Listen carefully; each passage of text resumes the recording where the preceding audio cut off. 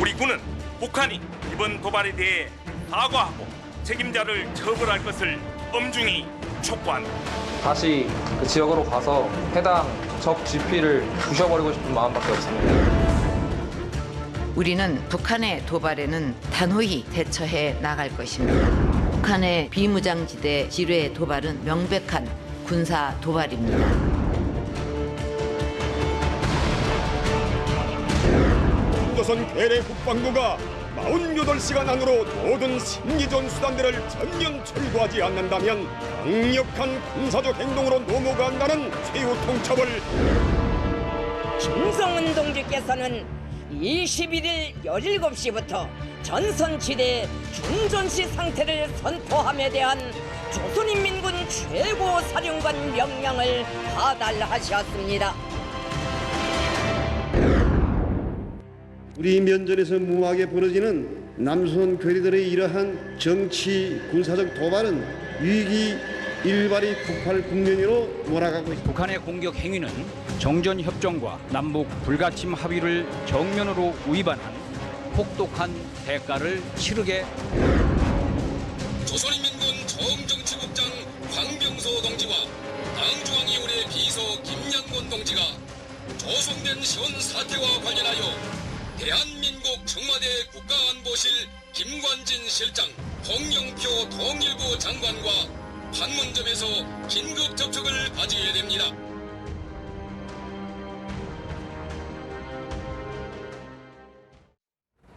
네, 고위급 채널까지 가동시키면서 과연 남북은 어떤 대화를 나눴을까요? 가장 주목되는 부분인데요. 오후 3시 반에 시작되어서 2차 고위급 접촉 지금도 계속되고 있습니다. 7여여 시간이 벌써 지나간 것으로 보이고 있습니다. 네, 일각에서는 대화가 길어질수록 긍정적인 신호로 보는 시각도 있는데요. 김태우 전 통일연구원장, 김원광 NK지식인연대 대표 두 분 모시고 자세한 얘기 나눠보겠습니다. 안녕하십니까? 네. 네, 지금 벌써 어제 1차 회담이 1박 2일에 이어서 이제 벌써 7시간이 지나가고 있고요. 또 오늘 밤을 새는 것이 아니냐 이런 예측도 나오고 있습니다. 시간이 길어지는 만큼 이에 대한 또 뭔가 좋은 소식이 오지 않을까라고 하는 예상도 커지고 있는데요. 어떻게 보시는지요? 구조적으로는 어렵게 돼 있습니다. 네. 북한은 이미 자기들의 소행이 아니다라고 부인을 했고요. 남조선이 도발한 것이다라고 얘기를 하고 했기 때문에 했던 말을 다시 취소하고 사과한다. 참 어려운 일이죠. 그래서 다른 인도주의적 측면이나 남북 경제협력이나 다른 좋은 사안들이 끼어들어서 분위기를 만들고 이렇게 하면 조금 진전이 있을지는 모르겠는데요. 이번 사태 자체는 합의점을 찾는 것 자체가 어렵게 돼 있습니다. 네. 이게 지금 이제 북한이 어떤 전문가들은 치밀하게 계산된 김정은의 강원 양면 전략이다라고 이제 평가하는 사람이 있는 반면에 또 어떤 분들은 김정은의 굉장히 불안정한 리더십이 최근 한 열흘 사이에 계속 이제 노정되는 거 아니냐 이런 시각도 있는데 김 대표님 어떻게 보십니까? 오히려 전 전자의 경우에 무게를 좀 싣고 싶은데요. 상당히 그 정교하게 계획되어 있고 그리고 지금 현재 우리들 앞에서 보여주고 있는 아주 이 강온 그런 어떤 전략들은 상당히 뭔가 이제 어떤 군부만이 아니라 일반 주민들까지 동원시켜가지고 전국적으로 이제 아주 이 심리전 광기를 부르고 있는 것들을 보면 대단히 이게 잘 타산된 게라고 생각하거든요. 네. 특히 오늘 저는 다른 건 몰라도 벌써 이 잠수함을 겠다가 아마 우리 영내에는 못 들어오고 아마 물 밑에 가라앉혔을 것입니다. 그러니까 수면에 내려가가지고 혼란시키고 그다음에 포부대를 겠다 2배로 증강시키고 그다음 북한 주민들이 일하는 작업장에 이게 작업복, 군복을 입고, 그걸 노농저기대복이라는 전투복입니다. 그걸 입고 일을 시킨다든지, 그 다음 평양시 학생들 100만을 갖다가 군대 입대하겠다고 이렇게 서명을 시키다든지, 이건 완전히 하나의 어떤 광기거든요. 이 쇼입니다, 쇼. 그런 것까지 다 총칭해가지고 우리를 압박하고 자기들의 부당한 요구를 실천하기 위해서 하는 걸 보면, 그냥 지금 어떤 허겁지겁 뭔가 하나를 얻기 위해서 하는 그런 건 아니고 대단히 고도의 네. 정교한 심리전이다 이렇게 볼 수 있죠. 지금 말씀이 아주 이제 잘 짜여진 시나리오가 아니냐 이런 말씀이신데요.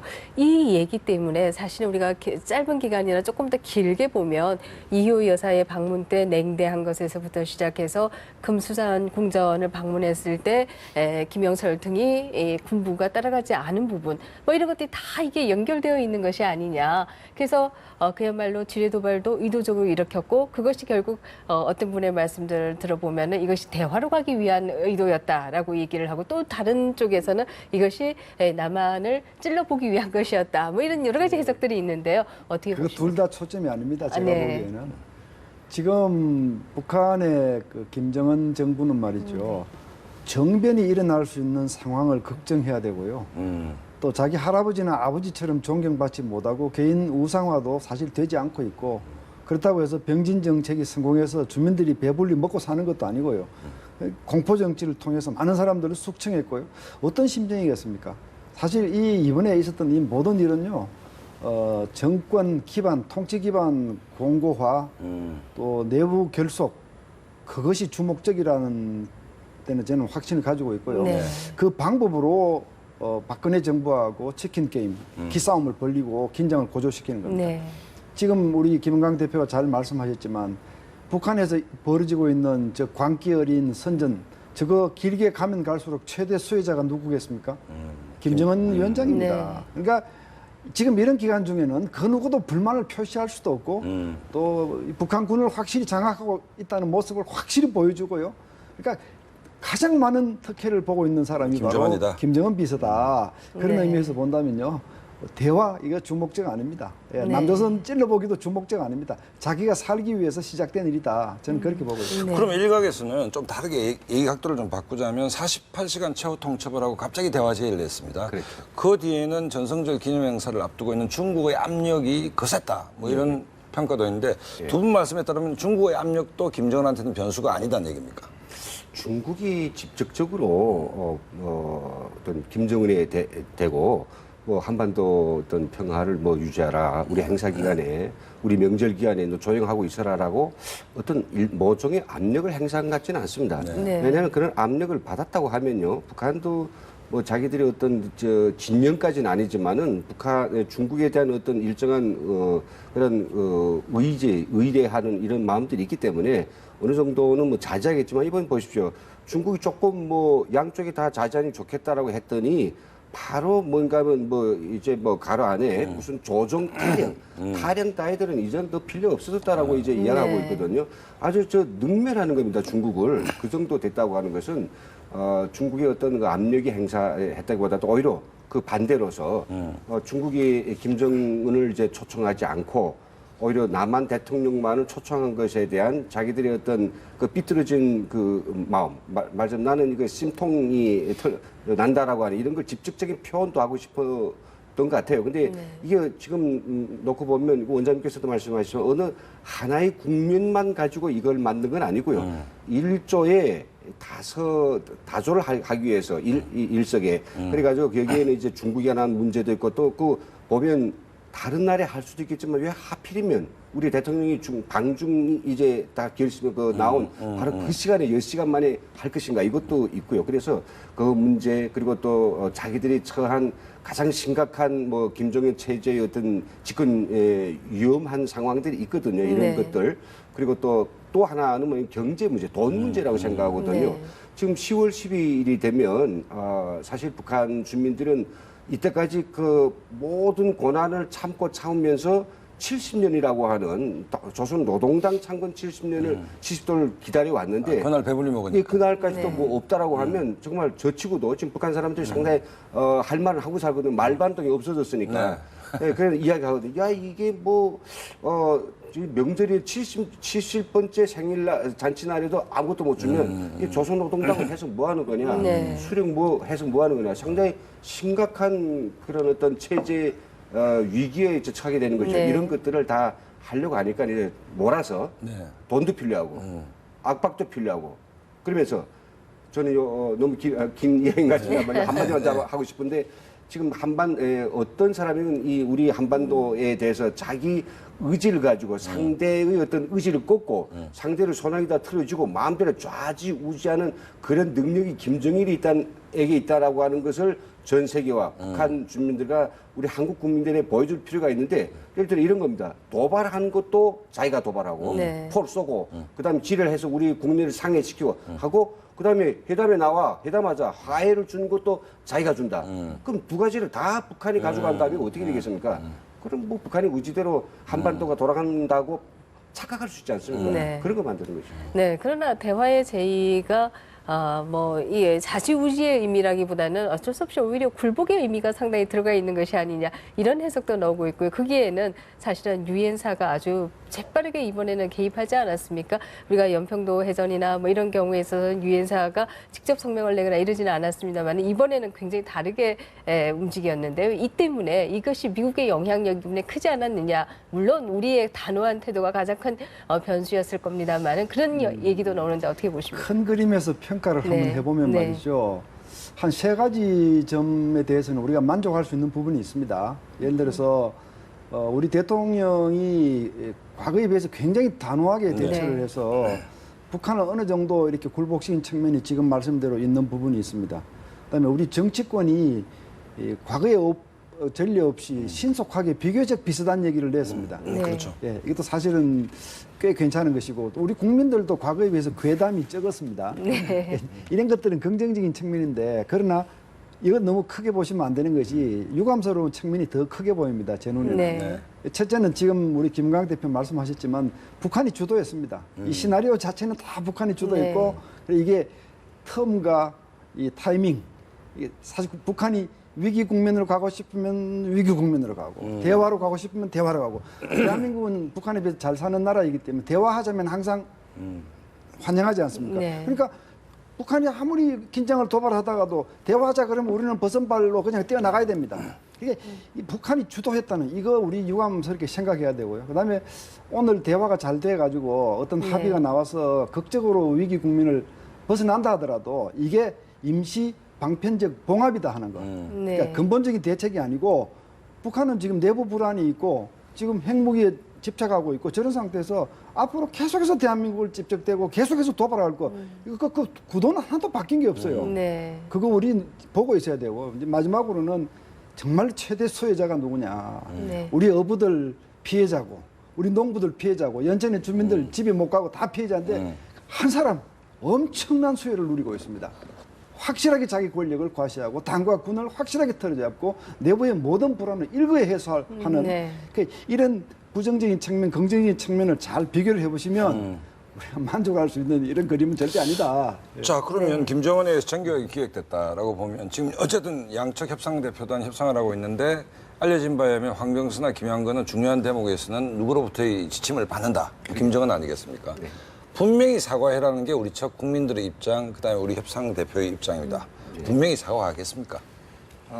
저는 어떤 경우도 사과를 안 한다고 생각됩니다. 우리가 제일 처음에 한 10시간 정도 앞서 1차에서 마라톤 협상하기 때문에 이게 우리 국민들의 어떤 바라는 기대에서 좀 반할 말고 어느 정도 좀 순응할 수 있는 크든 작든 뭔가 있은가 보다 있기 때문에 이야기가 길어진 거 아니냐. 네. 처음부터 서로 주고받고 테이블 위에다 올려놓은 걸 보았더니 쓸만한 물건이 아무것도 없어요. 그렇다고 하면 우리가 더 앉아있을 필요가 없고 끝냈겠는데 1차 회담에서는 그래도 그 사과라고 하는 게 좀 뭉뚱그려서 얼렁뚱땅하는 것이 됐든지 아니면 유감이라고 하는 애매한 표현을 하든지 뭔가는 있었기 때문에 그래서 아마 그걸 가지고 그 보따리를 가지고 아마 온 것 같아요. 와가지고 각자가 가서 뭘 하자 그랬는데 2차 접촉에서는 우리가 예상했던 것보다 너무 길거든요. 그렇다고 하면 그 2차에서는 또 달라집니다. 2차가 시작되면서 여러 가지 징후들이 나타나지 않습니까? 군사적 긴장 수위를 높인 징후가 나타나죠. 여기서 저는 이제 우려스러운 게 뭐냐면 북한이 본래 이제 앞에서 어떤 이야기를 했는지 모르겠지만 2차 접촉에서 약간씩 말이 나오는 퍼즐들을 맞춰보면 이게 현재 자기들이 도발에 대해서 시인하고 사과하고 재발 방지하고 그리고 남북 관계를 정말 전향적으로 발전시키는 이게 아니고 다른 건 다 빼고 그냥 자기들 준전시 상태를 우리가 해제할 테니 대북 라디오를 중단해라. 네. 이 두 가지 구도로 가는 것 같아요. 그럼 이거는 우리 국민들이 바라는 게 아니란 그렇죠. 말이죠. 예, 이게 좀 걱정이 됩니다. 네, 지금 말씀이 이제 이게 우리가 이의 기대와 달리 뭔가 우리가 원치 않는 결과가 나올 수 있다 이제 이런 우려를 표명해 주셨는데요. 그렇다라고 하면 그런 경우에 있어서 앞으로 남북 관계는 어떻게 전개될 것인지 그 시나리오를 한번 써주시기 바랍니다. 예, 북한이 추가 도발할 가능성 네. 있습니다. 그런데 그 가능성이 크고 작은 것은 또 상당 부분 우리한테 달렸습니다. 네. 그러니까 만약에 북한이 도발을 한다면 뭐 휴전선 지금 잠수함 문제를 가지고 심각하게 보고 있지 않습니까? 잠수함이 만약 우리 작전 수영 내에 들어왔다. 제가 분명히 말씀드리지만 경고 없이 격침시켜야 합니다. 네. 그리고 우리 군에서 자꾸 도발 원점을 찾아서 응징한다 그러는데 도발 원점 얘기 좀 그만했으면 좋겠어요. 그러면 도발 원점을 찾지 못하면 응징 안 할 겁니까? 네. 도발 원점을 찾지 못하면 임의로 응징 표적을 정해서 응징하면 되는 겁니다. 사실 그런 강력하게 해야 되고 그런 의지를 우리가 가지고 있고 국민이 이것을 뒷받침하고 정치권이 이것을 뒷받침하고 우리 대통령이 강하게 나가면 그 도발이 없는 겁니다. 없어지는 겁니다. 네. 그러니까 추가 도발은 가능하지만 가능성은 우리한테 있다. 상당 부분 우리한테 달렸다. 저는 그렇게 보고 있습니다. 네. 근데 만약에 그래서 우리가 협상이 결렬되고 어떤 도발이 있었고 원점 타격뿐만 아니라 어쨌든 그 비례성의 원칙에서 우리가 공격을 했다. 그랬을 때는 김정은 리더십이 어떻게 되는 겁니까? 내부적으로. 뭐 바로 네. 북한이 일단은 무대포적인 거기 있고요. 상황 판단에 대한 아주 냉철한 그런 이성이 없거든요. 네. 그래서 이제 뭐 사람들 죽이는 꼴을 봐도 정말 무지막지하고 너무 극단하지 않습니까? 이런 것들은 오판, 정치적 오판, 그리고 또 상황에 대한 뭐 자기 나름대로의 어떤 과장된 그런 어떤 이 자기 자신에 대한 프라이드 이런 것들이 섞여져 가지고 정말로 그 자제할 건 자제를 못하고 우욱한 속에 또 젊은 나이다 보니까 그래서 저는 우리가 이제 뭐 원점 타격이라고 하는 어떤 그 대응을 했을 때 북한은 일단 지르고 보자. 뭐 그런 성격적 기질도 있지 않습니까? 네. 그래서 그렇게 나올 것 같아요. 근데 나오는데 그 다음에 뒷감당이라고 하는 게 또 뭐 주고받는 게 있지 않습니까? 네. 이 점점 커지는 것에 대해서 북한이 도대체 얼만큼 그 감당할 수 있을까? 저는 그걸 생각해 보면 북한이 아마 지금 뭔가 이번에 뭐 포 한 발 가지고 아주 그 마술 쇼를 부리려고 했는데 네. 그 한 발이 정말 먹혀가지고 이번에 좋은 합의가 우리가 얼렁뚱땅한 그런 합의 그냥 주체도 밝히지 않고 그리고 사과도 정확한 게 아니고 애매모호한 이런 걸 해가지고 라디오를 우리가 대북 라디오 끊었다고 하면 북한 주민들한테 할 이야기가 많거든요. 네. 그게 바로 아주 그 신기한 대포 한 발이 아마 마술이라고 아마 지을 겁니다. 그래서 저는 이제 북한이 나올 수 있는 어떤 그 대응의 한계가 제한될 수밖에 없다. 이렇게 이제 물으신 답에 대해 네. 그 부분에 있어서는 중국의 역할이 있습니다. 네. 북한이 전면전 할 수 없다는 거 중국이 결코 허락하지 않습니다. 그렇죠. 네. 사실 뭐 이제 누구나 전면전이 없어야 된다라고 생각하지만 사실 국지전도 없어야지 이번에 뭐 희생당한 장병들의 물론입니다. 경우에 네, 생각한다라고 하면 사실 그런 불행한 일 자체가 없어야 된다 이렇게 생각을 하는데요. 그러나 안타까운 것은 우리가 을지 훈련마다 북한이 도발이 있었고 뿐만 아니라 노동당 창건일이 되면 또 뭔가 도발을 할 가능성이 있다라고 그렇습니다. 하는 것에 대해서 상당한 우려가 있는 것이 사실 아니겠습니까? 이번 노동당 창건일에 또 어떤 일이 있을까? 우려가 있는 게 사실인데 어떻게 보십니까? 두 가지 상충되는 네. 말씀 지금 하신 거거든요. 네. 우리가 대응을 강하게 했다가 확전이 돼서 전쟁이 커지면 어떡하느냐 이제 이런 말씀을 하시고 당연히 그 걱정을 해야 되죠. 그러니까 저를 포함해서 어떤 사람도 큰 전쟁으로 가서 우리 경제가 무너지는 것을 반길 사람은 없습니다. 네. 그런데 아이러니컬하게도 말이죠.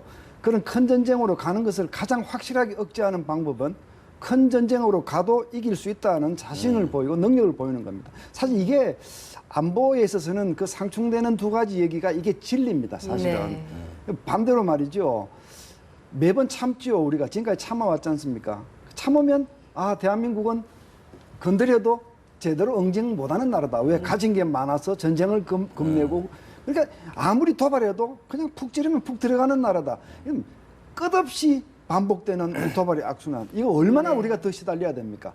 지난 40년, 50년을 시달렸는데 얼마나 더 시달려야 됩니까? 정말 우리 한민구 장관 말대로 차단의 고리를 꺼내야 하고요. 그런 의미에서 9월 9일 날, 10월 10일 날 북한의 소위 이 명절, 예, 뭐 공화국 창건일, 당 창건일, 뭐 미사일 발사할 가능성이 있고요. 핵실험을 할 가능성도 있습니다. 제가 보기에는 있는데 역시 그 가능성을 조절하는 변수들은 대한민국, 미국, 중국. 뭐 중국이 아주 강하게 못하게 하면 핵실험 못하는 겁니다. 네. 그러나 또 중국은 더 큰 구도에서 미국하고 경쟁하는 구도에서 북한이 유일한 동맹국이기 때문에 북한에게 꾸중을 하고 실은 내색은 하지만 팔을 비틀지는 않습니다. 참 이게 이 국제 정치인데요. 그 틈바구니에서 우리가 잘 헤쳐나가야 합니다. 김홍원 대표한테 뭐 통상 반복되는 질문인데 네네. 대북 방송이 그렇게 아픈가? 우리 국민들은 잘 이해가 안 가거든요. 아프긴 아픈 모양입니다. 예, 뭐 사실을 어느 정도 아픈가에 대해서는 뭐 그 직접 듣고 온 사람들의 어떤 심경의 변화를 듣는 게 가장 좋은데요. 그 북에서 이제 그 대북 방송을 이제 그 방해하는 그런 임무를 맡고 거기서 군사 복무하다가 군 복무하다 이게 그 기순한 분이 있거든요. 이 탈북자인데 직접 하는 이야기, 방송에서 하는 이야기 아닙니다. 이야기하는 이야기 들어보면 정말로 하루 저녁에 소설이 한 건이 나가는데 예, 그거를 북한 병사들이 그 추위 속에서 그 소설을 보고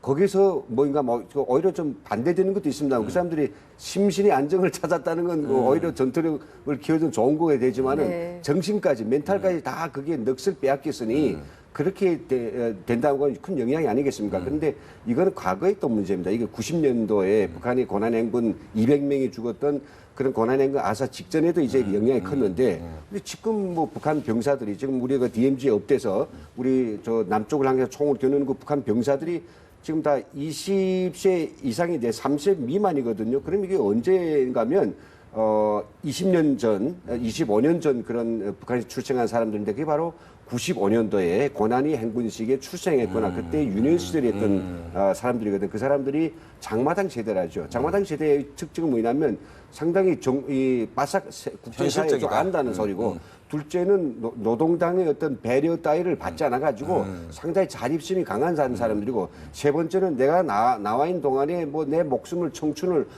바쳐가지고 뭐 총포탄이 되가 이런 생각 따위는 없죠. 그냥 몸을 깨끗이 그냥 보존해서 집으로 가서 내 가족과 우리 집을 살려야 되겠다는 의지가 있는 사람들이란 말이에요. 그러니까 그 사람들이 주는 영향력은 과거의 95년, 90년, 80년 그때보다는 훨씬 몇십 배 영향이 크다. 엄청 크다는 거죠. 네, 여기까지 들어가겠습니다. 고맙습니다. 네.